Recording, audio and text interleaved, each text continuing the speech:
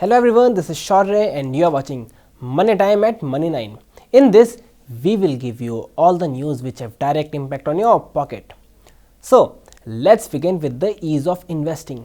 It is almost impossible to buy cryptocurrencies through UPI method, but Capital Markets Watchdog SEBI is making all efforts to implement this for public issue.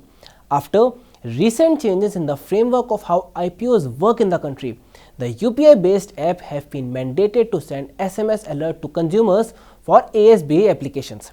ASBA stands for Application Supported by Blocked Amount, is an application which an aspirant investor has to file to apply in an IPO.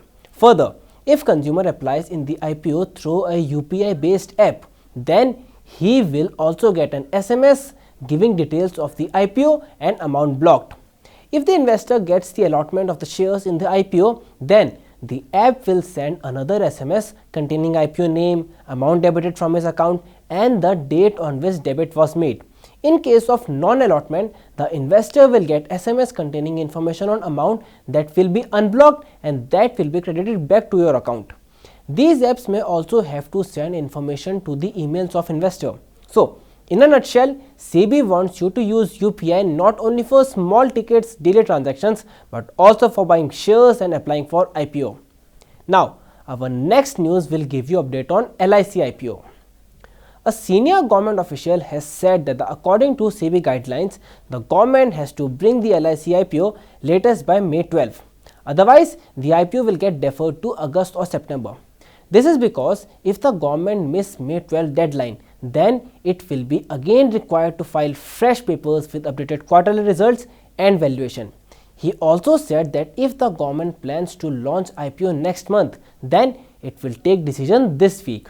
On LIC valuation, he said that it has to be realistic. It has to be such that on the listing day, there is an upside to the stock and investors get rewarded. He said that the market valuation would have to be done keeping in mind LIC's growth potential from here on. So, with this, now let's move to clothing news. If you are a shopaholic and you don't mind loosening your purse string, then there's a good news for you. Although some FMCG and QSR chains have taken a price hike to offset the impact of rise in raw material prices, but retail chain store owners like Lifestyle International, Raymond, Reliance Retail and Woodland have said that they won't be increasing apparel and footwear prices as that would hamper the late rise in demand that was witnessed as COVID curves were gradually reduced.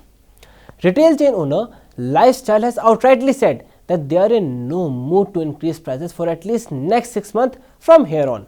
An industry executive has told Media Group that country's largest retailer Reliance too has no plans to take fresh hikes on the different merchandise that people find in their stores. Shoe and apparel manufacturer Woodland has also said that the group will not be taking price hike for next few months. So, all those shopaholic there who are on a shopping spree, no need to control your purse string from now.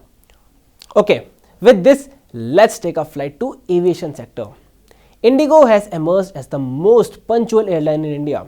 According to DGCA data, the Gurugram-based airline is on time 93.9 times out of 100. The report also says that the Go First is marginally behind Indigo with 93% on-time performance, while Tata Group's Vistara is on third in the list, whose flights are found to be on time 91.9 times out of 100, while another private carrier, AirAsia, is fourth on the list, whose flight have been found to be punctual 91.3 times out of 100. Air India is next in line with 91.2% times out of 100.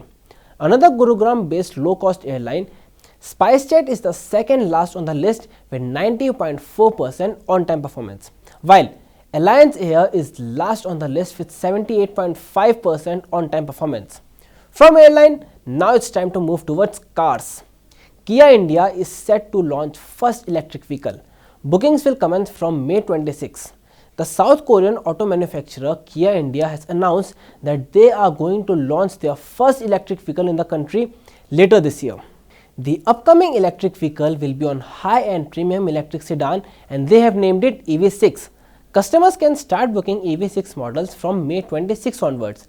Kia India will launch only 100 exclusive units for the electric sedan for the year 2022. Kia India MD and CEO Taijin Park has said that the high-tech electric sedan is the most celebrated EV globally.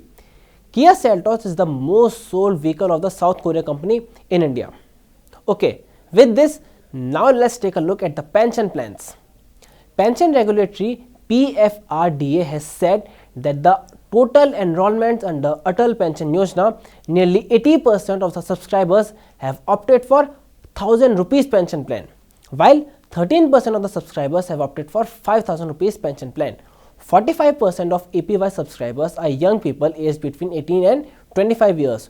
Total enrollment under the Atal Pension Yojana have crossed 4 crore mark by 2021-22. And more than 99 lakh APY accounts were opened during FY 2021-22, which is taking the total number of subscribers to 4.01 crore at the end of March 2022. Now, if we are talking about pension, then it makes sense to also have a look at the job scenario. According to the data released by retirement fund body EPFO, job creation in the financial year 2022 is already up 42% than the pre-pandemic level of 78 lakh in FY20. FY22 saw 1.11 crore people joining the labor force in the country. Even if we compare it from the year 2021, job creation in FY22 has increased by 44%. More than 77 lakh people had joined the workforce in financial year 2021. As a disclosure, FY22 EPFO data was available only till February 28, 2022. The last month's payroll data is still awaited. The EPFO also said that of late, it is witnessing growing trend in the job creation in industries like engineering contract, automobile servicing and building and construction in the country. And now it's time for some traveling news. Online marketplace for finding hotels and guest houses, Oyo has registered a new record of 8 lakh bookings primarily through its app and website in just 7 days period from April 11 to 17. Travel tech firms said that most of these bookings were made for stay in places like Manali, Haridwar, Amritsar, Goa and Mysore. This was the period when countries celebrated festivals like Vishu, Baisakhi and Easter during 14 to 17 April. The travel tech firm also said that it has witnessed constant rise in bookings for leisure destinations such as Gangtok, Srinagar, Coorg, McLeodganj, Rishikesh, Darjeeling, Manali and Shillong. This shows how much Indians love traveling. With the gradual opening of economy and uplifting of travel-related curbs, people are really geared up for some leisure traveling. And industry experts expect that the demand for summer travel is only going to increase from here. Now, our next news is coming from IPO market. Multi-speciality hospital chain Rainbow Children's Medical Limited is bringing 2000 crore IPO from April 27. Its promoters and British International Investment will be offloading 2.4 crore equity share via offer for sale. Rainbow Children's Medical Limited has established its first 50-bed pediatric specialty hospital in Hyderabad in 1999.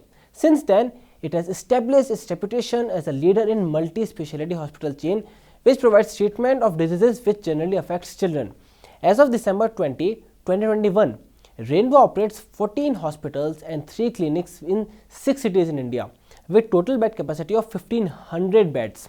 The company proposes to utilize the net proceeds towards setting up of new hospitals and purchase of medical equipment for such new hospitals and for general corporate purposes. Well, that's it for now.